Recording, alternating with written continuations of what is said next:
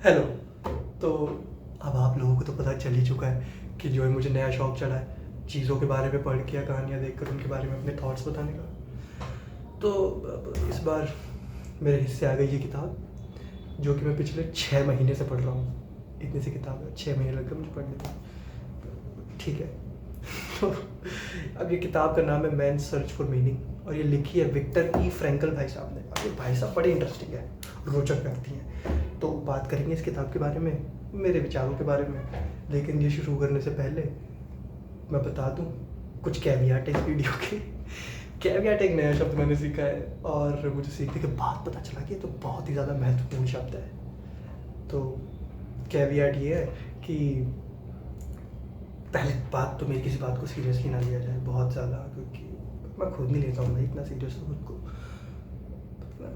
और मैं हिपोक्रेट हूँ, मैं पलट जाऊँगा अपनी बात से। फिर तो अगर तुमने मान लिया कि मैं जो बोल रहा हूँ और मैं उस पर अड़े रहूँगा तो तुम्हारी गलती है, मेरी गलती भी नहीं है। दादाजी जिराए को सब हेलो बोलेंगे, हेलो हेलो हेलो दादाजी। अब दादाजी जिराए की बात होगी तो विक्टर साहब और दादाजी के विचार थोड़े से मिलते जुलते हैं। और मेरे पास दादाजी जो छोटे वाले गुड्डे घर पे रखे हैं, घर पे भूल गया बुड्ढे गुड्डे को। पर अब काम चलाना पड़ता है, देखो हम रुकते नहीं हैं। हाँ, हम जुगाड़ निकाल लेते हैं आगे बढ़ने का। तो एक कैवियट ये था और दूसरा कैवियट क्या है कि अब थोड़ा देख रहे हो मैं ये वाली ईयरफोन यूज़ कर रहा हूँ रिकॉर्ड करने के लिए ना। मेरे पास कोई गैजेट वैजेट गियर वियर तो है नहीं, एडिटिंग में से करने नहीं वाला, अनएडिटेड कट जाएगा जो भी मैं बोलने वाला हूँ। जहाँ भी रुक जाऊँगा हाँ वीडियो खत्म। और एडिटिंग करने का टाइम मेरे पास है नहीं, वो मिलेगा शायद फरवरी में। मेरे पास एक 2-3 हफ्ते की विंडो आएगी वीकेंड की, उसमें मैं सीख लूँगा एडिटिंग। तो तब तक के लिए झेलो पैसे। मैंने क्लिक किया वीडियो पे, मैं क्या करूँ। खैर बात करते हैं जी इस किताब की। तो विक्टर भाई साहब, अब विक्टर भाई साहब जो थे, ओह शिट एक कैविएट और रह गया। देखो अब ऐसी बात याद आएगी बीच में जब तुम स्क्रिप्ट नहीं लिखते और बोलना शुरू कर देते हो। तो तीसरा कैविएट ये है कि हो सकता है मैं फ्लो में ना कुछ गलत बोल जाऊँ, या हो सकता है मेरे विचारों पे आप असहमति रखें, है ना। अब हर बात से तो सहमत नहीं हो जा सकता भाई, आप भी तो इसी लोकतंत्र का हिस्सा हैं। तो वो सारी असहमति कमेंट में बता देना और आपकी असहमतियों का स्वागत है, सहमतियों का तो ठीक है इंतज़ार रहता है मुझे, पर असहमतियों का मुझे ज़्यादा इंतज़ार रहता है। वही तो ग्रोथ करने में हमें हेल्प करती है। फाइनली आ जाते हैं इस किताब पर। तो जो विक्टर भाई साहब है हमारे, विक्टर भाई साहब साइकाइट्रिस्ट है और एक भाई साहब और हुए थे हमारे, हिटलर भाई साहब। अब हिटलर भाई साहब ने कहा कि भाई ले आओ लोगों को जो हमारे खिलाफ है, तो उनमें से विक्टर भाई साहब भी थे। विक्टर भाई साहब को उन्होंने डाला एक नाजी कैंप के अंदर और विक्टर भाई साहब नाजी कैंप में पहुंच गए। एक साइकाइट्रिस्ट सर्वाइव कर गए, वहाँ पर रहे, लोगों को देखा अपने आसपास क्या क्या उन्होंने ऑब्जर्व किया। तो साइकाइट्रिस्ट आदमी तो यही करेगा और क्या करेगा। तो लोगों को ऑब्जर्व किया और देखा कि लोग जो है इतनी मुश्किल परिस्थिति में, आप सबको पता ही नाजी कैंप में कैसी परिस्थितियाँ थी, है ना। तो इतनी मुश्किल परिस्थितियों में, ऐसे हालातों में कोई लोग कैसे सर्वाइव करते हैं, कैसे हम रिएक्ट करते हैं चीज़ों से, क्या हम एक बेहतर इंसान बन के निकल पाते हैं, पता नहीं। तो ये सब उन्होंने बातें जो है ऑब्जर्व करी मोटी मोटी, और ये सब बातें ऑब्जर्व करने के बाद उन्होंने कहा कि अब चूँकि साइकाइट्रिस्ट थे और मैं मान के चल रहा हूँ कि अच्छे भी थे, तो उन्होंने कहा कि भाई देखो जो ट्रेडिशनल थेरेपी की अप्रोचेज़ है ना, इनसे हट के एक मैं नई थेरेपी का अप्रोच देता हूँ जिसका उन्होंने नाम दिया लोगो थेरेपी। तो हमारी बातें कुछ इसी के आसपास रहेंगी। और सुनिए अपना काम लैपटॉप पे ऑफिस का करते हुए मेरी बातें सुनिए। तो हमारी थेरेपिस्ट दीदी शिविका खुराना जी ने, दीदी को सब हेलो बोलेंगे, दीदी ने हमें सजेस्ट किया कि भाई आदित्य तुम जो है बेटे ये किताब पढ़ो, तुमको कुछ मिलेगा ना। दीदी ने इतने प्यार से कह दिया तो हम कैसे उस बात को नकार सकते हैं। मैंने उठाई किताब, करीब 6 महीने पहले किताब पढ़ी। तो 3 चरणों में जो है, वैसे तो किताब 2 हिस्सों में विक्टर भाई साहब ने लिखी। साहब बोलते हैं कि पहले हिस्से में बता रहा हूँ कि मेरे साथ कैंप में क्या क्या हुआ, मेरे अनुभव सुनो आप, और दूसरे हिस्से में मैं लोगो थेरेपी के ऊपर छोटा सा एक समरी दे दूँगा, पॉइंट बता दूँगा। अब ये थेरेपी के स्टूडेंट तो वो नहीं आप लोग, जो भी साइकोलॉजी के स्टूडेंट होते हैं, साइकोलॉजी के स्टूडेंट तो होती है आप लोग, जो कि आप ज़्यादा गहरी बातें समझ पाओ तो छोटी समरी ले लो, खुश हो जाओ उसमें, और ज़्यादा पढ़ने तो साइकोलॉजी ज्वाइन कर लो। तो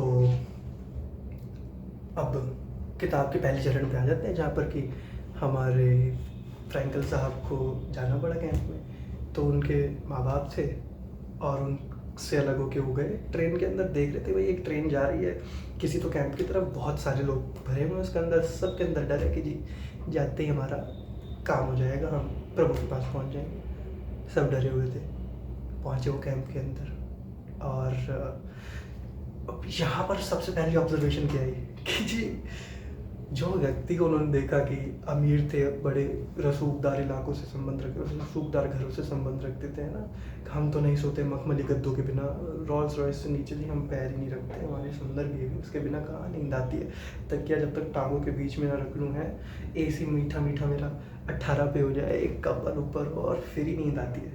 कहते जी पहली रात वहाँ पे कड़ाके की ठंड, बर्फ़ पड़ रही, और एक रजाई, एक बिस्तर पे सोने वाले लोग 15 से 16, और उसमें वो लोग जो है ना कितने जी हम वाइट नॉइस मशीन लगा के सोते हैं। मैं तो आंखों पे जब तक काली पट्टी ना बना लूँ नींद ही नहीं आती। रात में जब तक एक 0 वाट का बल्ब ना जल रहा हो तब तक मुझे नींद नहीं आती। करे सारे लोग सो रहे एक बिस्तर में इकट्ठे चिपके, जो सबसे तेज़ खर्राटे ले रहा है वो उसके बगल में सो रहा है, जैसे बिना खर्राटों के सोने की आदत है, जैसे शोर शराबे में नींद ही नहीं आती। तो इस बात से निकल के आए कि जो हम जो ह्यूमन पोटेंशियल को इतना ज़्यादा कम आते हैं ना कि हम मान लेते कि भाई मैं तो ये काम कर ही नहीं सकता, इसके बिना मुझसे होगा ही नहीं। हमें आदत पड़ जाती है एक कंफर्ट की। अब कंफर्ट की आदत लग गई तो लग गई, लेकिन जैसे ही हम आते हैं ना किसी मुश्किल परिस्थिति में, तो जो ह्यूमंस हैं वो अपने पोटेंशियल से ऊपर का जो है परफॉर्म करके दिखाते हैं। अब यही बात है, अब जब मजबूरी कह लो आप इसे, अब या इसे कुछ भी कह लो, वो लोग जो सोचते थे कि हमें इसके बिना कुछ होगा ही नहीं, वो जो घर पर खा रहे थे मटर पनीर की सब्जी बढ़िया बटर नान के साथ, कहते जिससे नीचे तो हमारी रेलगाड़ी आगे ही नहीं चलती, अब वो खा रहे हैं वहाँ पे पानी वाला सूप जिसमें 2-4 दाने नीचे मटर के, किसी को मटर के दाने मिल जा रहे हैं, किसी दिन तो बड़ा खुश हो रहा है, कहता जी आज तो दिवाली है, आज तो मटर के दाने इससे आ गए सूप के अंदर। वो दिन में मिल रही है एक ब्रेड भी कैसे खा रहे हैं, एक टुकड़ा अभी खा लिया, एक टुकड़ा दोपहर में खा लूँगा, एक टुकड़ा शाम को खा लूँगा, एक ही ब्रेड के 4-5 टुकड़े करके। और बर्फ़ पड़ रही है, ठंडी हो रही है पे, तो ब्रेड गीली हो जा रही है, तो सुबह तो जो ब्रेड अच्छी भी लग रही थी शाम को तो गया जी और हो गया। लेकिन मोटी बात इसमें से निकल के आती है कि जो हम अपने आप को कमतर आंकते हैं, कि हम मान के चल लेते हैं कि ये तो मुझसे होगा ही नहीं, ये तो मैं कर ही नहीं सकता, कि थोड़ा सा बैठ कर सोचेंगे कि वाकई में सच भी है कि हम वाकई में नहीं कर सकते, या हमने बस अपने आप को ऐसे फालतू के विचारों से घेर लिया है। मुझे क्या पता, खुद से सवाल करो आप, है ना भाई, मेरे हिसाब से तो कर सकते हैं। और खुद के ऊपर अगर मैं बता दूँ तो मैंने हमेशा अच्छी परफॉर्मेंस ही तभी दी है जब गाड़ी नीचे लगी हुई थी, जब अपन सामने से घिरे हुए थे, कंपटीशन तगड़ा था, अपना मामला ही वहाँ पे फिट हुआ है, जहाँ पे कंपटीशन ही नहीं वहाँ पे मन ही नहीं करता कुछ करने का। तो विक्टर साहब की बात से हम पूरी सहमति रखेंगे। अब चलते हैं जी दूसरी ऑब्जर्वेशन पे। तो उन्होंने कहा जी पहली तो हमारी यही थी कि लोगों में यही डर था कि हम इस कैंप में कैसे सर्वाइव, अगर बाई चांस गैस चैम्बर में नहीं भी गए, बच गए, कैंप में रहने को मिल गया, तो कैसे हम इस माहौल से एडजस्ट करेंगे। सब कर गए हैं। फिर उसके बाद दूसरे चरण पे आए। अब उस कैंप की खास बात एक ये थी कि सबको पता था कि उसको एक ना एक दिन मरना है। हालांकि वैसे तो मैं मानूंगा कि 10-12 साल की उम्र से हमें सबको पता होता है कि हमें एक दिन मरना है, जीवन का परम सत्य ही यही है। काल चक्र ही ऐसे पूरा होगा, जीवन चक्र ही मरण से पूरा होगा, बिना मरे थोड़ी पूरा होगा। तो वहाँ पर लेकिन अब मौत तो निश्चित है, और मौत से पहले का जो जीवन है वो भी कुछ कम नहीं है मौत से, नरक ही समझ लो आप उसे। तो लोगों ने जो है अपनी जो जीवन जीने की इच्छा मार दी कि इस जीवन का क्या फायदा। बाहर निकल आओ जी उस कैंप से। अपने ऑफिस में आप कुर्सी पर बैठे हो, घर के सोफे पे बिस्तर पर लेटे हो, शायद पार्क में चल रहे हो, बड़ी परेशानी है जीवन में, है? ये जीवन भी नरक से कहाँ ही कम है। तो क्या फ़ायदा ऐसे जीवन को जीने का? सवाल पूछा गया विक्टर साहब से। विक्टर साहब ने अपने आसपास देखा। विक्टर साहब ने इसमें देखा कि भाई जो लोग उस कैंप में बीमार पड़ रहे थे, और बीमार लोगों में से वो जिन्होंने जीवन को नर्क मान लिया था, ये मान लिया था कि भाई मौत निश्चित है, इस जीवन का कोई फ़ायदा नहीं है, वो ज़्यादातर लोग, और ज़्यादातर भी नहीं, विक्टर साहब ने तो बोला सभी लोग, पर भाई हम पूरी बातें नहीं मानेंगे विक्टर साहब की भी, हम तो सवाल पूछेंगे।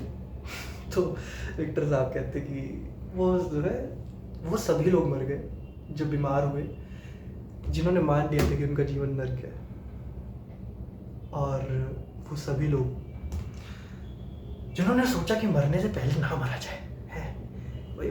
जब मौत निश्चित ही आनी तो देखे में जीवन के और पहलू क्या है। क्योंकि मैंने पहले ही बताया था आपको, आपने शायद सुना नहीं होगा, इस वाली वीडियो में नहीं, पहले वाली वीडियो में, कि रात के बाद ही तो सवेरा आता है। रात तो आनी है, दुख तो आना है, सुख नहीं आएगा। साइन वेव तो याद ही आपको, नीचे जाती है तब ऊपर आती है। तो भाई जिन्होंने ये मान लिया अपने जीवन में कि नहीं, बाहर इस कैंप के बाहर शायद जो मेरे माँ बाप अभी भी जिंदा है, शायद मेरी बीवी बच्चे जो अभी भी जिंदा है, शायद वो शहर जिसमें मैं रहा करता था वो आज भी वहीं पर है, या शायद मेरे जीवन में मेरा कोई और भी मकसद है, शायद मेरी मौत से पहले थोड़ा सा जीवन और जीना है, वो सभी लोग सर्वाइव कर गए। सभी लोगों में एक ललक थी कि इसके बाद भी कुछ होगा।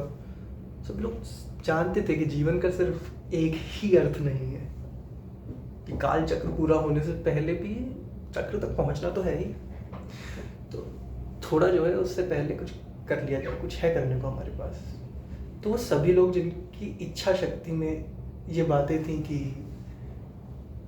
कुछ कर सकते हैं हम, कुछ बन सकता है इसका, वो सभी लोग सर्वाइव कर गए। और वो सभी लोग जिनकी इच्छा शक्ति खत्म हो गई थी, और मेरे जेंजी बच्चे जिन्हें इच्छा शक्ति का मतलब नहीं पता, बता दो विल पावर। तो प्यार है मुझे तुमसे भी। तो वो सभी में लोग जिनकी विल पावर खत्म हो गई थी, इच्छा शक्ति समाप्त हो गई थी, प्रभु को प्यारे हो गए। तो विक्टर साहब ने कहा भाई आदित्य बात सुनो। मैंने कहा हाँ जी मालिक बताओ। कहते खेल इच्छा शक्ति का है ना, बात जो है ना ठस जाती है यहाँ की। मैंने कहा मतलब बात पे दम तो है आपकी।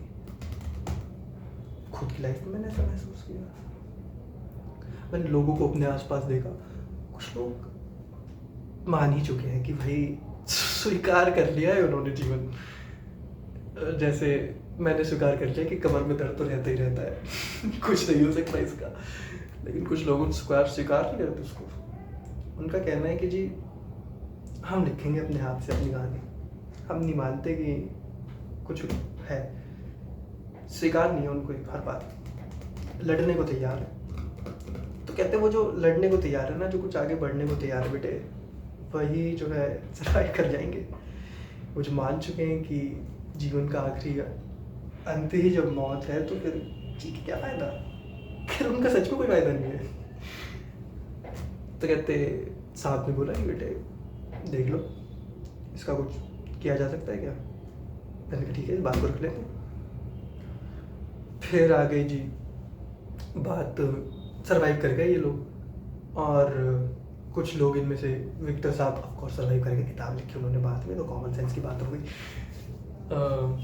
अच्छा हाँ, इससे मुझे याद आया कि मैंने अभी पढ़ा है। पहले वो जो कहते थे ना common sense is not common, ये गलत है।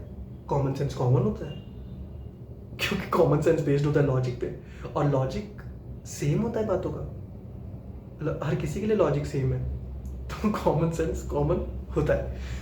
तो ये कॉमन सेंस की बात है।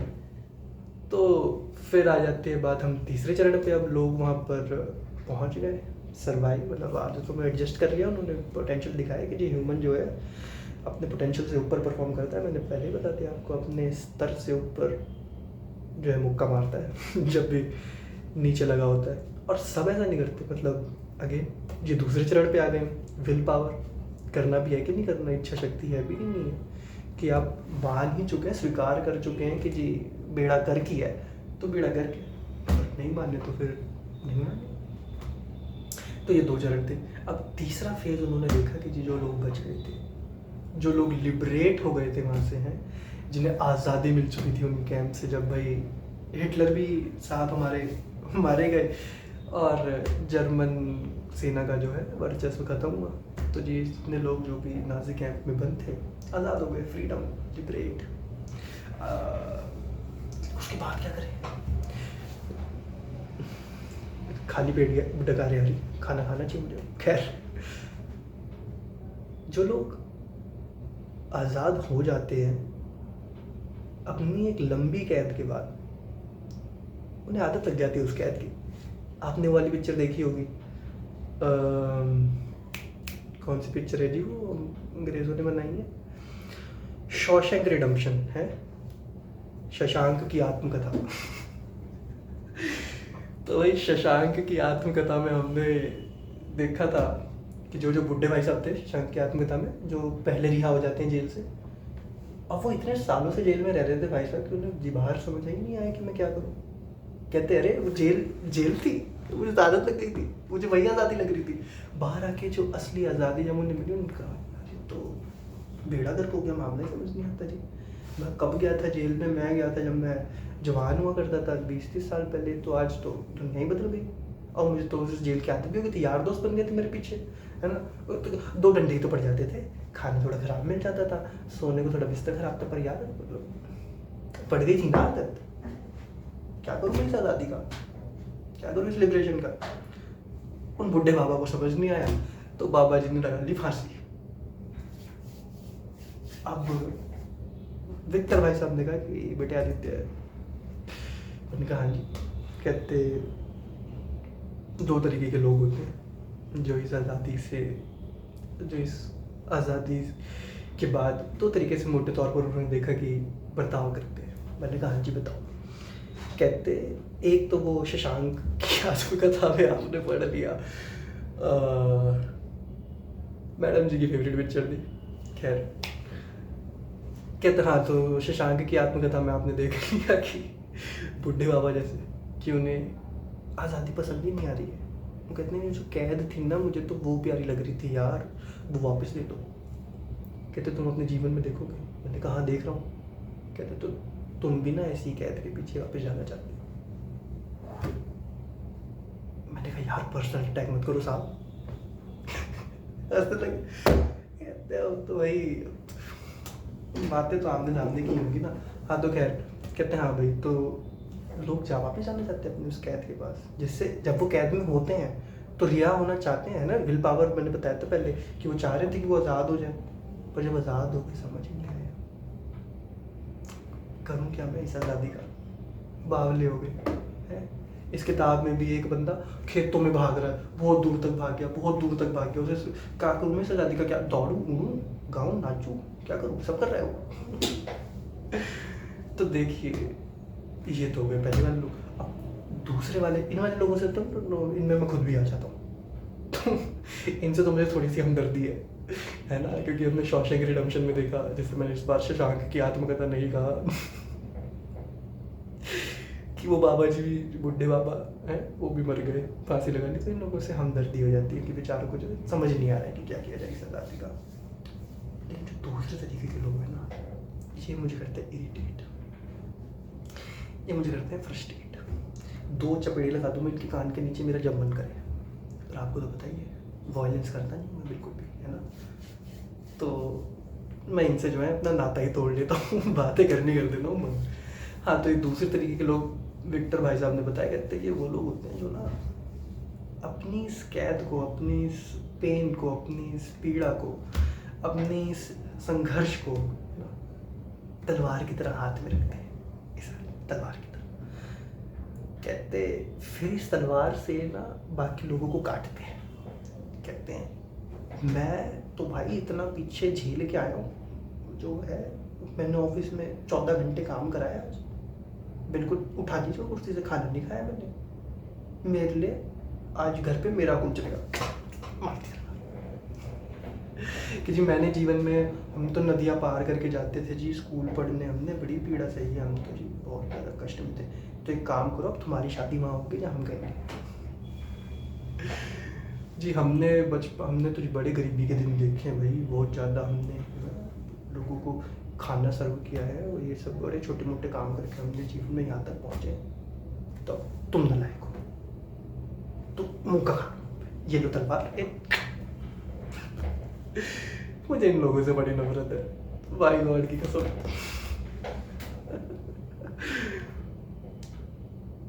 अब क्यों है? तो विक्टर साहब बोले कि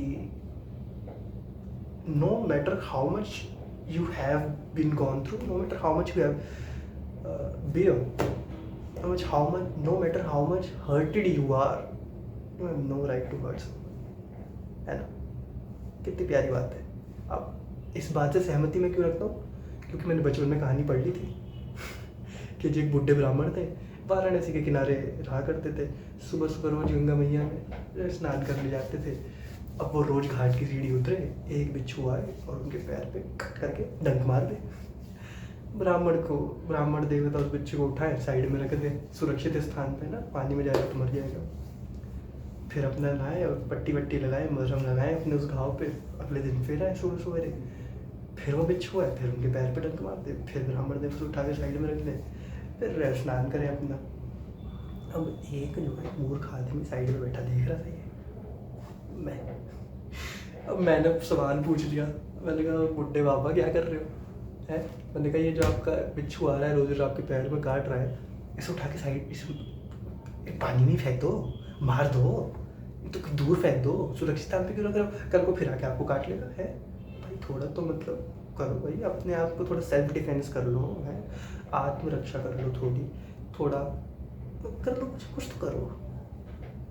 तो बुड्ढे बाबा बोले, कहते बेटे आदित्य, मैंने कहा जी। कहते वो जब बिच्छू होके अपना धर्म नहीं भूल रहा ना, बिच्छू का धर्म क्या है? डंक मारना, काटना। कहते मैं ब्राह्मण होकर कैसे भूल जाऊँ? ब्राह्मण का धर्म क्या है? दूसरों की रक्षा करना, बचाना है। और एक इंसान होने के नाते मेरा ये धर्म बनता है कि मैं दूसरे को तकलीफ ना दूँ और उसको हमेशा सुरक्षित रखूँ। मैंने कहा बात तो सही कह रहे इसलिए वो अपना काम जब ड्यूटी नहीं भूल रहा, तो मैं भी अपनी ड्यूटी नहीं भूलूंगा। तुमको भी अपनी ड्यूटी नहीं भूलनी चाहिए। No matter how much someone has hurted you, you should not use that as a weapon to hurt someone else, है ना? You should not use that excuse to hurt someone else। और अगर use कर भी लिया है ना, तो बाद में जाके क्षमा मांग लो, सॉरी गलती से हो गया था जी, आगे से ध्यान रखूँगा। या उसकी भरपाई करो फिर, और क्या कर सकते हो, है ना? पाप किया तो फिर पूजा पाठ करनी पड़ेगी, मोक्ष के लिए जतन करना पड़ेगा। तो खैर, आज़ादी से, उस कैद से मिली आज़ादी के प्रति बर्ताव करने वाले दूसरे तरीके के लोग, जिनसे हम बच के रहेंगे, है ना? पर उन्हें हर्ट नहीं करेंगे, पर खुद को बचा के रखेंगे, है ना? सारी बातें भी नहीं माननी बाबा जी की, सवाल करना है, सवाल हमेशा करना है, वो इम्पोर्टेंट होता है। तो ये बातें हो गई। तो उन्होंने बताया कि ये 3 चरण थे। पहला लोग एडजस्टमेंट कर लिए उस अमानवीय वातावरण से, दूसरा लोगों ने अपनी विल पावर दिखाई, इच्छा शक्ति दिखाई कि नहीं, इस जीवन में जीना है ना? मरने से पहले नहीं मरना है, क्या बात करें। तीसरा, जब उस कैद से आज़ाद हो गए, उस पीड़ा से मुक्ति मिल गई है, तो उसके बाद जो है जो इच्छा शक्ति रखी थी हमने, है जिसके जो हम कह रहे थे कि नहीं हम तो इस कैद से इसलिए आज़ादी चाहिए क्योंकि हमारे पास ये फला कारण है, तो उन कारणों को याद रखना है। के लिए अपने जीवन में कुछ और अर्थ ढूंढना है। उस समय आप जीवन का अर्थ देखो, मैन सर्च फॉर मीनिंग किताब का नाम है। तो ये तीनों बातें करके हम आगे बढ़े। अब हम आ गए लोगोथेरेपी पे। तो अब उन्होंने कहा कि जी लोगोथेरेपी क्या है।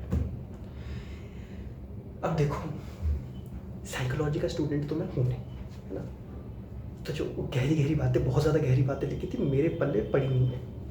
तो जो मेरे को समझ आया है मेरे ख्याल से काम आदमी को भी उतना ही समझ आएगा, वो मैं आपको समझा देता हूँ। आपको अगर ज़्यादा समझ में आए ना, तो वो कमेंट करके बता देना, नहीं तो मुझे पर्सनल डीएम कर लेना या मुझे फ़ोन कर लेना, है ना? इतना फेमस तो मैं हूँ नहीं कि कोई भी वीडियो देख रहा है उसके पास मेरा फ़ोन नंबर नहीं है। नहीं है तो नहीं है यार, बाहर तो थोड़ी करूँगा। हाँ जी, तो लोगोथेरेपी पे आ जाते हैं। तो विक्टर साहब बोले कि देखो, हम जो आजकल की फास्ट पेस लाइफ में रहते हैं ना, इसमें जब हमें समय मिलता है ना, तो हम देखते हैं कि यार हमारे जीवन का अर्थ क्या है। हमें आधा जो है डिप्रेशन जो है, आती एंजाइटी, स्ट्रेस इस बात का है कि हम कर क्या रहे हैं, ये कर क्यों रहे हैं, मैं तो झेल क्यों रहा हूँ। मैं क्यों आ रहा हूँ सुबह ऑफिस 9 बजे, हफ्ते में 7 दिन है, ये क्यों मैं इसके ताने सुन रहा हूँ जो मुझे बोल रहा है, क्यों कर क्या रहा हूँ मैं, क्या क्या जो सफ़र से गुजर रहा हूँ मैं, इसकी मंजिल क्या है, इस जीवन का अर्थ क्या है। तो हमने पूछा साहब से, साहब बताओ, हमने 100 पेज पढ़े हैं आपकी उसके, ठीक है, अब आप हमारे प्रति जवाब दे हो, आप मेरे प्रति जवाब दे हो कि अब आप आगे के कुछ पन्नों में बताओ तो मुझे कि जीवन का अर्थ क्या है। बताइए नहीं भाई, पिछले 100 पन्नों से जीवन का अर्थ क्या है, हम खोजते खोजते यहाँ तक आ गए। तो साहब बोले, बेटे मुझसे जीवन का अर्थ पूछने का मतलब ये है कि आप जो है विशी आनंद से जाके पूछो कि चेस की बेस्ट मूव क्या है।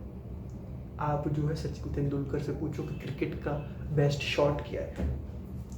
आप जो है ज़हीर खान से पूछ लो कि जो है बेस्ट डिलीवरी क्या है। आप जो है मोहम्मद साला से पूछ लो, आप पेले से पूछ लो, आप रोनाल्डो से पूछ लो कि जी बेस्ट गोल कैसे करते हैं। देखा, क्रिकेट नहीं खेलता हूँ मैं, फुटबॉल, इसलिए गोल पे भी यही किया मैंने कहा क्या मजाक कर रहे हो आप, हैं मतलब छोटा बच्चा हूँ तो मुझे अब बेवकूफ़ बनाओगे ऐसी बातें बोल के। कहते नहीं, कहते चेस में बेस्ट मूव वो है जो आपकी सिचुएशन पे आपके काम आ जाए। आप किस स्थिति, किस परिस्थिति में हो, गेम के किस पड़ाव पर हो, हैं खेल के किस पड़ाव पर हो, आप किस सामने वाले ने क्या किया है, आपको उसके प्रति रिएक्ट करना है, आपको उसके प्रति जवाबदेही अब देनी है, चाल चलनी है। तो अब जो भी आपको यहाँ से आगे पहुँचा दे वो बेस्ट मूव है। तो उन्होंने कहा कि यही है जी जो मीनिंग ऑफ लाइफ है, ये person to person, place to place, environment to environment, time to time बदलता रहता है। जीवन का एक मतलब नहीं है। तो पहले नहीं बता सकते थे, आप पहले पेज पे लिखते थे, मैं पढ़ के खुश हो जाता। 100 पन्ने पढ़वाए आपने ये बात बोलने के लिए। कहते बेटे समझा करो, जो सफ़र करना पड़ता है आगे तक पहुंचने के लिए, इजी पीजी नहीं होता सब कुछ। थोड़े जूते भी घिसने पड़ते हैं। मैंने कहा चलो ठीक है, साहब से क्या बहस करें हम, बोल दिया तो बोल दिया। तो कहते हैं हाँ, पर आपके जीवन में हर समय कोई ना कोई अर्थ है। अरे बीच की एक बात मैं भूल गया, उनकी जर्नी की बताने की, इसके साथ ही बता देता हूँ। तो कहते फॉर एग्जांपल जब हम उस कैंप में रह रहे थे, तो उस कैंप में जैसा माहौल था, वहाँ पर इंसानों ने जो है 2 तरीके के रास्ते चुने। अपने पर्सनैलिटी के हैं, अपने व्यक्तित्व के 2 पहलू चुने। पहला पहलू तो कुछ इंसान जो है उस माहौल को एक कारण बताकर अमानवीय हरकतें करते थे। कहते जी किसी भूखे की रोटी छीन ली है, बेचारे ने पहले कुछ नहीं खाया, उससे उसका सूप भी छीन लिया जो पानी मिलता था, डंडे मार दिए। और बुली करते थे, हैं कैदी दूसरे कैदी को बुली करता था जो उसके साथ अमानवीय हरकतें करता था। और वहीं पर दूसरे लोग वो थे जो कि भले ही उस जो जर्मन आर्मी थी जो उनको जो है दुख पीड़ा कैंप में पहुंचा रही थी, उसका हिस्सा थे। देख रहे हो खाली पेट गैस बन रही, खाना खाना चाहिए मुझे, मैं घर जाके भी खाऊंगा। तो कहते वो जी वो उस कैंप का हिस्सा थे, पर फिर भी उन्होंने मानवीय व्यवहार रखा दूसरों के साथ। उन्होंने अपने प्रवृत्ति उन्होंने उस माहौल को जो है कारण नहीं बताया किसी को दुख पहुंचाने का, किसी को तकलीफ देने की। और हमारे पास हमेशा ये चॉइस होती है, हमारे पास हमेशा ही ये जो है कोई जो याद आ गया था मुझे, 2 चॉइस होती है कि हम अच्छे और बुरे में हमेशा चुन सकते हैं। हम बुरे बन सकते हैं, आसान है, बहुत आसान है, मेहनत नहीं करनी पड़ती। और मैं तो कहता हूँ इंसान पैदाइशी बुरा ही होता है, लेकिन हम अच्छा भी बन सकते हैं उसी क्षण में, है उसी क्षण में हम ये फैसला ले सकते हैं कि नहीं नहीं नहीं नहीं नहीं मेट्रो में क्या लिखा होता है जब मेट्रो में जाते हैं और ऊपर वो जो ऐड आता है, no no no no no. आपने जो है बिल्कुल भी इस कारण से किसी के प्रति अमानवीय व्यवहार नहीं करना। आपने कभी किसी को तकलीफ नहीं देनी है। आप हमेशा एक पल में चुन सकते हो कि आपको अच्छे बनना है कि आपको बुरे बनना है। तो कहते हैं आप उस समय जो आपके लिए निर्धारित कर रहा है वो क्षण, कि आप निर्धारित कर रहे हो कि आप उस क्षण में क्या फैसला लोगे। आपके जीवन का उस समय वो अर्थ है। That is that current meaning of your life. तो बात तो बिल्कुल सही कही है साहब आपने। अब यही मीनिंग ऑफ लाइफ को ना, ये साहब जो आप देख रहे हो जिराया बाबा जी हमारे, तो इनकी कहानी बड़ी खास है। अब यहाँ पे रोक के ना मैं मिक्स करना चाहूँगा, दोनों के विचार मिलते जुलते मैं बता रहा हूँ ना, सुनना आपने मेरे को। तो साहब जो थे निंजा बनना चाहते थे, वो दंड बालक थे हमारी तरह, और इसी निंजा बनने की जो इनकी प्रशिक्षण होता है उसके बीच में ही मिले प्रशिक्षण ट्रेनिंग जेंसी, ध्यान रखता हूँ तुम्हारा, बोल नहीं रहा। तो उसी प्रशिक्षण में जो है एक बुढ़े मेंढक से मिलते हैं, बुढ़ा मेंढक, सात्विक मेंढक है, सेज टोड। अब बुढ़े मेंढक ने देखा जी भविष्य भूत वर्तमान का। तो बुढ़ा मेंढक कहता है बेटे जिराया, कहते हैं हाँ जी पापा जी। कहते तुम्हारे जीवन का कुछ खास मकसद है। जिराया कहते तो बता दो। बुढ़े बाबा कहते बेटे विक्टर जी की बात है, विक्टर जी की बात, अभी बता दो सब है, तो मेहनत कर, तू क्या ढूंढेगा। कहते नहीं नहीं नहीं, कहते तुम्हारे जीवन का खास मकसद है, ये बता देता हूँ कि जी तुम एक खास व्यक्ति हो, तुम इस जीवन में कुछ ऐसा कर आओगे जो कि आने वाली पीढ़ी के लिए लाभदायक होगा, और तुम किसी एक ऐसे व्यक्ति को प्रशिक्षण दोगे, वो सब बातें सिखाओगे जो तुमने सीखी है, और वो जो है आने वाले समय में इस आने वाली दुनिया को नई ऊंचाइयों पर लेके जाएगा, पॉजिटिविटी की ओर लेकर जाएगा, कुछ भला करके जाएगा, वो भी समाज का। तुम्हारे जीवन का मकसद यही है कि उसे एक व्यक्ति को तुमको प्रशिक्षण देना।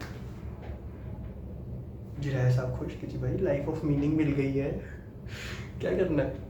पर अभी उनको लाइफ ऑफ मीनिंग ना आधी मिली थी, पूरी नहीं मिली थी। देखा उल्टा बोल गया था मैं। अब एडिटिंग में यही बात तो संभाल लेते, मीनिंग ऑफ लाइफ होता है, लाइफ ऑफ मीनिंग क्या होता है, रोज भी नहीं रहे हो तुम मुझे। तो उनको मीनिंग ऑफ लाइफ मिल गई, पर आधी मिली। सिर्फ यही पता चला कि प्रशिक्षण देना है किसी को, और वो मरने से पहले काम क्या करना है जिससे जीवन में बदलाव आएगा लोगों के। हेल्प करेंगे, वो दूसरों की मदद करेंगे, कैसे करेंगे पता नहीं। पर जिराया साहब कहते बस ढूंढेंगे। तो जिराया साहब ने पूरे जीवन जो है भ्रमण किया है इस दुनिया का। कई लोग मिले, उन्हें हर बार लगता था कि जी यही व्यक्ति है जिसको मुझे प्रशिक्षण देना है, इसी को सिखाना है, यही बदलेगा दुनिया। पर उसको प्रशिक्षण दिया, थोड़े समय बाद उन्हें लगता कि नहीं ये बोलेंगे। ऐसे उन्हें कई लोग मिले, उन्होंने कईयों को प्रशिक्षण दिया, और जब अंतिम क्षण में निकले वो, जब अंतिम अपने भ्रमण पर निकले, तो उस समय उनको रियलाइज हुआ कि मौत इस बार उनके सामने खड़ी थी। उनकी टक्कर हो गई थी किसी एक बड़े खूंखार निंजा से। हम नहीं बताएंगे वो कौन था, आपने देखनी है नारुतो सीरीज, उसको पता करने के लिए। स्पॉइलर नहीं देता मैं आपके लिए, हालांकि मुझे स्पॉइलर पसंद है, अब है तो है। तो हाँ, तो इस बार उनको पता चल गया कि जी मौत सामने खड़ी है। पर परेशानी क्या थी पता है, मास्टर जिराया को अब तक समझ नहीं आया कि भाई वो मरने से पहले काम करना क्या था। मैं प्रशिक्षण दे भी आया नहीं आया। तो जब बिल्कुल ही अंतिम क्षण में आ गए ना, तब मुझे रियलाइज हुआ कि अरे अब जो मैं ये जो एंड में ये कर रहा हूँ ना, यही था वो इम्पोर्टेंट रहा। और मुझे इससे पहले वाले लड़के को सिखा के आया हूँ ना, वही था इम्पोर्टेंट लड़का। और वही उनको जीवन का मकसद पूरा मिल गया जब मरने से ठीक पहले, लिटरली बता रहा हूँ, डेथ बेड पे मिले। और बेड ही नहीं था वो, कभी तुम सीरीज देखो बोलो यार तूने बोला तो डेथ बेड होगा, तो बेड ही नहीं, मरण शैया कहते हैं उसे। तो हाँ, अपनी मरण शैया पे उन्हें मिल गया जीवन का मकसद। तो साहब से हमें क्या, दादाजी से क्या शिक्षा मिली कि जीवन भर जो है हमें उसकी तलाश में रहना है और उसके लिए काम भी करते रहना है कि आपके जीवन का एक आपसे बड़ा मकसद है जो कि आपको नहीं पता है क्या है, पर है। लोगोथेरेपी।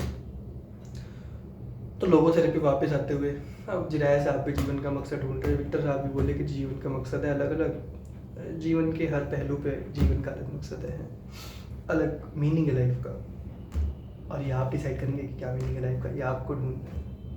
तो मैंने मासूम बच्चे की तरह सवाल कर लिया विक्टर साहब से। मैंने कहा साहब मैं क्या तो खुद को जो है तलाशना है तो खुद पे ध्यान देना है। कहते बेटे अब ऐसी गलती करोगे तुम? कहते नहीं नहीं नहीं, कहते self actualisation is a side product of self transcendence. मैंने कहा इतनी अंग्रेजी आती होती साहब तो मैं कनेडन चला जाता अपना आइल्स का पेपर देके। हिंदी में बताओ बात। आती अंग्रेजी यार, मजाक कर रहा हूँ, हम लोग सच मान लेते हैं। तो कहते हैं कि देखो खुद को अगर पाना है, खुद को अगर पाना है, खुद पर से ही ध्यान हटाना होगा, दूसरों पर डालना होगा। मैंने क्या बात कर रहे हो, समझ नहीं आया मुझे कुछ। हालांकि मुझे समझ आ गया था ये बात, मैं ना बहुत पहले से कह रहा था, विक्टर साहब को पढ़ने से पहले मैंने कह दी थी ये बात, पर आप लोगों के लिए मैंने उनसे फिर से सवाल कर लिया। मैंने कहा जी थोड़ा आसान भाषा में बताओ, है अप डाउन वो बताओ, हमें नहीं समझ आता, मशीन की डेफिनेशन नहीं बताओगे। कहते मैंने तो फिल्में देखी था, तुम फालतू कम कर दो। दूसरी बात कि जब तक कहते देखो जीवन के अर्थ हम 3 चीज़ों से, 3 प्रक्रिया से ढूंढ सकते हैं जो मैं तुमको बता रहा हूँ। मैंने कहा बताओ तो। कहते पहली प्रक्रिया ये हो जाएगी कि तुम जो है कुछ काम करो, कुछ डीड करो, है डीड बोला, कुछ डीड करो, कुछ काम करो। कुछ काम करोगे तो अनुभव मिलेगा, उस अनुभव के आधार पर जो है तुमको अंदर से उमड़ के भाव आएंगे तुम्हारे, है कि मुझे ये करना है। मैंने बोला ठीक है, समझ में आ रही है बात। कुछ काम करेंगे तो यहाँ कुछ काम होगा, यहाँ कुछ काम होगा तो यहाँ से कुछ काम बाहर आएगा। अब यहाँ से कुछ काम बाहर आएगा, शब्द है ना, शब्द कहेंगे। एडिटिंग में ये बातें समझ जाती है। कुछ शब्द बाहर आएंगे, अभी जब शब्द बाहर आएंगे तो हमें सुनाई देंगे, हमारा दिमाग कहेगा कि ओ शायद ये है हमारे जीवन का मकसद, शायद अभी का मकसद ये है कि हमें इस काम को ही करना है, इस काम को ऐसे करना है, इस काम से ये होगा वो होगा, फलाना ढिमका वगैरह। मैंने कहा ठीक है जी, मान ली बात। कहती दूसरा तरीका, किसी से बेहद प्यार करें। जब आप किसी और से बेहद प्यार करते हैं तब आप ऑनेस्ट होते हैं, आप जो है ईमानदार होते हैं। मैंने कहा एक मिनट, ये बात तो सुनी सुनी लग रही है। कह रहे विश्व कल्याण रत्न ने बताई थी तुमको। मैंने कहा क्या बात कर रहे हो, बिल्कुल सही बात है, उन्होंने बताई थी मुझे। कहते सब पता है मुझे। तो अब आपको बताइए, मुझे तो शौक है जी, अच्छा स्टैंड अप कॉमेडियन बनेंगे हम, है ना। कविताएं सुनाने का तो देखो किसको सुनाए अपनी कविताएं, है लोगों को बहुत ज़्यादा नहीं सुनना चाहता, मैं बहुत ज़्यादा कहना भी नहीं चाहता, बहुत ज़्यादा पर्सनल है कविताएं हैं, बहुत ज़्यादा विचार नहीं चाहिए मुझे उस पर लोगों के। मैं लोगों को खुश करना चाहता हूँ, हंसाना चाहता हूँ। तो स्टैंड अप कॉमेडी मुझे अच्छी भी लगती है, तो मैंने कहा Aditya G stand up comedian बना जाए। तो वो ना मार्केट में एक विश्व कल्याण रथ का कोर्स था जी, मैंने कहा इसको लेके देखते हैं क्या बातें बताता है। इसका पहला लेसन देखा मैं ना, 1 साल पहले वो कोर्स खरीदा था, 1 साल लगभग मुझे हो गया। तब से मैं उसके पहले लेसन पे अटका हूँ, पहली सीख पे अटका हूँ। वो पहली सीख क्या थी कि you can only be funny if you are honest. मैंने कहा क्या करूँ मैं इस बात का। कह रहे ऑनेस्ट बन के आओ, तब अगला लेसन जो है तुम्हें ज़्यादा हेल्प करेगा। और मैंने कहा यार ये तो जो है गेम बिगड़ गया, क्योंकि हमें जीवन भर क्या सिखाया कि ऐसे मत करो, वैसे मत करो, किसी के सामने ये मत बोलो, उसके सामने वो मत बोलो, अरे वो कुछ बात बता रहा है तो हंसो मत, इसने कुछ बात बता दी तो इसको ये बोलो, है। जाओ उसको उसको ये करके आओ क्योंकि तुम्हें ऐसा करना चाहिए, जाओ उससे ये बोल दो क्योंकि तुम्हें ऐसा कहना चाहिए। कोई ये नहीं बताता कि मेरे को वो बात बताओ ना जो तुम अभी सोच रहे हो वाकई में। कभी कभी लोग कह देते लेकिन पूरा सत्य वो भी नहीं सुन पाते। मैं बता रहा हूँ आपको, मैंने कोशिश करी थी, जो है बेड़ा गर्क हो गया मेरा, हो ही गया। तो बचपन में ये बात ना, मैंने समझदार बच्चा तो देखो बचपन से ही था, है, पहले बता चुका हूँ मैं कि जो है पैदा ही समझदार हुआ था मैं। जब मैं पैदा ही समझदार हुआ था तो मैंने काफ़ी बचपन में बात बता कर ली थी भाई, सबके साथ ईमानदार नहीं हुआ जा सकता, लोगों को वो सुनना है जो लोग सुनना चाहते हैं, लोगों को कोई फर्क नहीं पड़ता कि तुम क्या कहना चाहते हो। मैंने कहा बात तो सच है। तो फिर हमने वो कहना शुरू कर दिया जो लोग सुनना चाहते हैं। लोग खुश थे हमारे पास, हम खुश थे कि लोग हमें ज़्यादा वो नहीं करते कि हैं क्या बोलती हैं आदित्य तो ऐसा है वैसा है। और एक जो है हमारी दूरी भी बन गई लोगों से, और एक हमारी खुद से भी दूरी बन गई कि हम दूसरों को वो बोलते बोलते जो वो सुनना चाहते हैं, हम खुद को भी वो बोलना शुरू कर दिया जो हम सुनना चाहते हैं। ईमानदारी रहेगी। तो फिर उसने कुछ एक्सरसाइज दी कि जी ये एक्सरसाइज करो तो आप ना खुद से ज़्यादा ईमानदार हो पाओगे। जब आप खुद से ज़्यादा ईमानदार हो पाओगे तब आप दूसरों से भी ईमानदार हो पाओगे। और ऐसी हमेशा ईमानदार बात पे आती है, झूठी बात पे नहीं आती है, बनावटी बातों पे नहीं आती है। जब आप किसी के साथ अपना सच्चा किस्सा शेयर करते हो, सच्ची कहानी बताते हो, सच्चा विचार बताते हो जो आपका अपना होता है, बनाया नहीं होता आपने किसी के लिए, वो उस पर हंसता है, खुल के हंसता है। यारों दोस्तों में आपने देखा होगा जब वाकई में किसी का सच में मजाक उड़ाते हो तो उसके अलावा बाकी समझते हैं। ईमानदार हो आप उस समय, तो उस समय थोड़ी उसके मुंह पे करो कि नहीं नहीं बेटे मैं तेरे बारे में तो तारीफ कर रहा हूँ तेरी, कौन हंस रहा है, कोई नहीं हंस रहा। लेकिन जब आप बिल्कुल ईमानदार हो कि स्वच्छंद जो है बिल्कुल बच्चे की तरह उसका मजाक उड़ाते तो बाकी समझते हैं। तो उसने बोला कि ईमानदार होना बहुत ज़रूरी है। मैंने कहा ठीक है मान ली साहब आपकी एक और बात। तो हाँ, तो वापस आ जाते हैं इस पर। तो दूसरा वो था कि जब आप किसी से प्यार करते हैं तो आप ईमानदार हो। और ये बात ना मैंने पहले बहुत लोगों को कही है, बहुत तो 2 से 3 लोगों को कही है, गवाही दे सकते हैं वो इस बात की। वो बात ये थी कि मैंने कहा था अगर आपको किसी के ऊपर भीड़ कर रहा है भाई निकलते यहाँ से कुछ खाऊंगा, अरे बाप रे भगवान भला कर रही हूँ। क्या कह रहा था मैं, बातें भूल जाता हूँ मैं ये कह रहा था कि मैंने बात पहले भी किसी से कही थी, 2-3 लोगों से कही थी मैंने, पर मैं थोड़ी सी बात के ना शब्द अलग थे, मतलब वही था जो मैं कह रहा था कि अगर आपको किसी पर राज करना है ना, अगर आपको किसी को अपना बनाना है तो पहले आपको आत्मसमर्पण करना पड़ेगा। पहले आपको जो है अपने आप को सौंप देना पड़ेगा उस आदमी या उस चीज़ को, है ना, तो तभी आप जो है उस पर राज कर सकते हैं। खैर ये वही बात है कि जब आदमी आप जब प्यार में आत्मसमर्पण कर देते हैं तब आपको जो है ऑनेस्ट होते हैं अपने साथ, तब जो है आपको अपने लाइफ का मीनिंग मिल सकता है। तो मैंने कहा ठीक है मालिनी साहब इस बात से तो हम बिल्कुल एग्री कर रहे हैं जी, बिल्कुल दोनों अंगूठे ऊपर है। मैंने उन्होंने कहा जी तीसरी बात, तीसरा तरीका जो है अपना जीवन के अर्थ का पीड़ा के मार्ग पर है। मैंने कहा साहब कोई क्यों पीड़ा झेलना चाहेगा, कहते झेलना कोई नहीं चाहता बेटे पर जीवन में आ जाती है, अनअवॉइडेबल सर्कमस्टांसेस बन जाते हैं जी आप जिन्हें बिल्कुल अनदेखी नहीं कर सकते, आप चाहते भी नहीं थे लेकिन आपके जीवन में आ गए, आज जब ऐसे सर्कमस्टांसेस बन जाते हैं। तो भाई अब पहली वाली बात पे वापस आ जाते हैं। कुछ लोग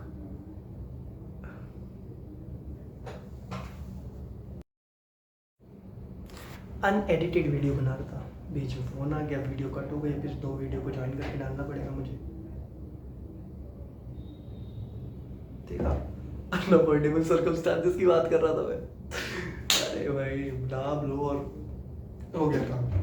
ये अनअवॉइडेबल सर्कमस्टांसेस जो आपके जीवन में आ जाते हैं, फिर वही बात पे आ जाते हैं, आपको कुछ ना कुछ जो है इनको झेलना पड़ेगा। आप वहाँ पे अपना जो ट्रू पोटेंशियल दिखाएंगे कि वाकई में आपके अंदर मादा कितना है। मादा नहीं, मादा, दो अलग अलग शब्द होते हैं, female and capacity. Capacity ability, जो आपको अच्छा लगे वो रख लो। तो ये जो है 3 तरीके हैं। इसके बाद उन्होंने काफ़ी सारी बातें करी लोगोथेरेपी के ऊपर, जो कि एक साइकोलॉजी के स्टूडेंट को ज़्यादा बेहतर समझ आएगी। मुझे समझ तो आई है, लेकिन इतनी समझ नहीं आई कि मैं आपको बता सकूँ। तो ये सार था इस किताब का। मेरे ख्याल से बातचीत में देखो समय तो लग गया है, समय लगा है। अब आप इसको सुनना, अच्छा लगे तो मुझे बताना, और बाकी तो अपनी राय आप मुझसे बांटते ही रहते हैं।